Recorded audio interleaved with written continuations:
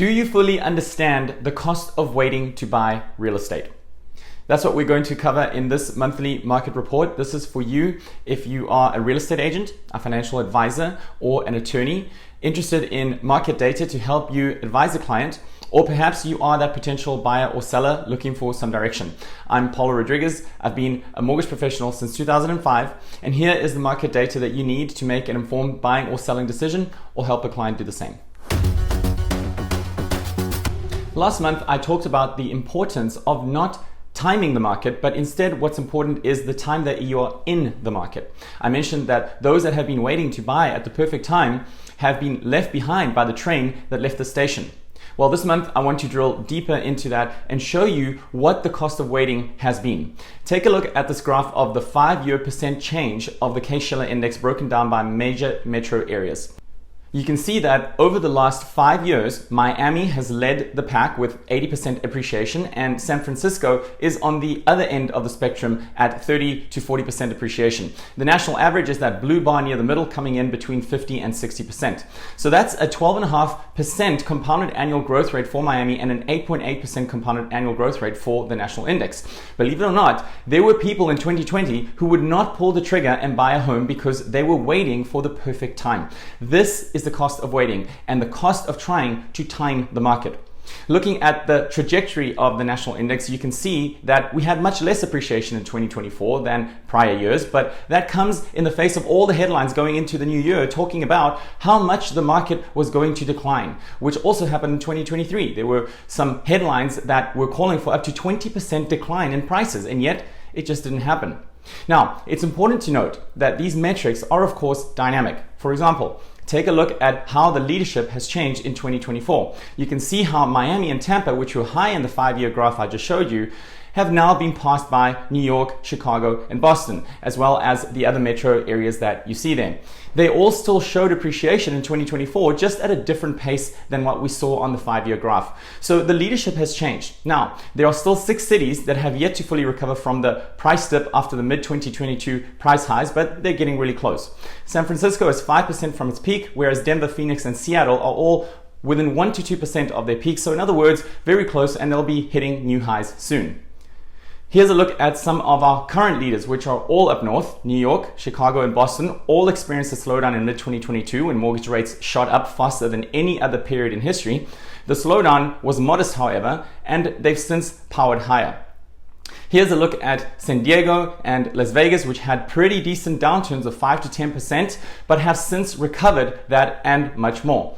The only one that is trending ever so slightly down is Tampa, where the index has been lower in 8 of the last 12 months, but that comes after being a leader. So falling 1 to 2% after a 75% growth in the last 5 years is nothing. Now, I want to switch gears and show you a table from MBS Highway, which is a prominent mortgage subscription service that I follow. And this was honestly mind-blowing. The data here is also from Case-Shiller. Here is the annual appreciation of the real estate market on a national basis for the past 83 years. The red on the right, that's the financial crisis we're all familiar with because it was so recent. But outside of that, there was only 1 year, that being 1990, in which there was depreciation, and that was only 1% depreciation. This just goes to show how bad of an idea it is to bet against the housing market. Think about it. The last 83 years include a world war, other wars including the Cold War, which involved fear of nuclear war, recessions, the runaway inflation of the 70s, the savings and loan crisis of the 80s, and a whole bunch of other bad stuff that also happened, like a global pandemic. And yet outside of the financial crisis, there was only 1 year where values went down on a national basis. So that just goes to show how much of an outlier event the financial crisis was, and it is an error to extrapolate from that and assume that we will see another crash just because prices have gone up the way they have. The financial crisis was a mortgage industry-induced recession in which the mortgage credit markets lost their way due to the insatiable appetite of mortgage-backed securities buyers, which led to pitiful underwriting standards for buyers that couldn't afford to pay back the loans that were given to them, as well as excessive accessibility of financing to builders that oversupplied the market. It was the perfect storm. Neither of those critical ingredients for that kind of a mess exists today. Underwriting standards have been extremely healthy since 2010, and builders were hit so hard after the financial crisis to the extent that they have underbuilt ever since. And all of this, of course, with an ever-growing population. In other words, demand. So if we don't get another housing crisis, and there is no sign of one, then case in point, this puts the concept of cost of waiting on a whole different level. How about this table? This is the 10-year rolling cumulative appreciation of the housing market. So you can see it stops at 2015. The 94% you see there is for the 10-year period that came after 2015. So from 2015 to 2024, the market appreciated 94%. From 2014 to 23, it appreciated 95%. From 13 to 22, it appreciated 105%, and so on. So for the last several rolling 10-year periods, homes have doubled in value. There was only one red period there from 2006 to 15, and that was due to, of course, the financial crisis. So show me another investment that is as resilient as housing and yields these kinds of returns. This is why real estate is the champ. There's just no denying it.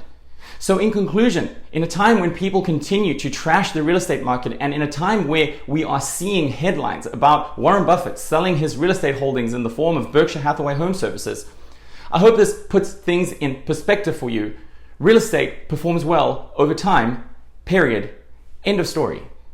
That's a wrap for the April market report. I appreciate you listening in. Forward, subscribe, share. I'll be back next month. But before you go, if you're looking to purchase or refinance, or know someone that is and would like a no-cost consultation with me personally, feel free to reach out and I'd be happy to analyze if your debt is structured in the most optimal way or if there's room for improvement. Thanks for watching. Bye for now.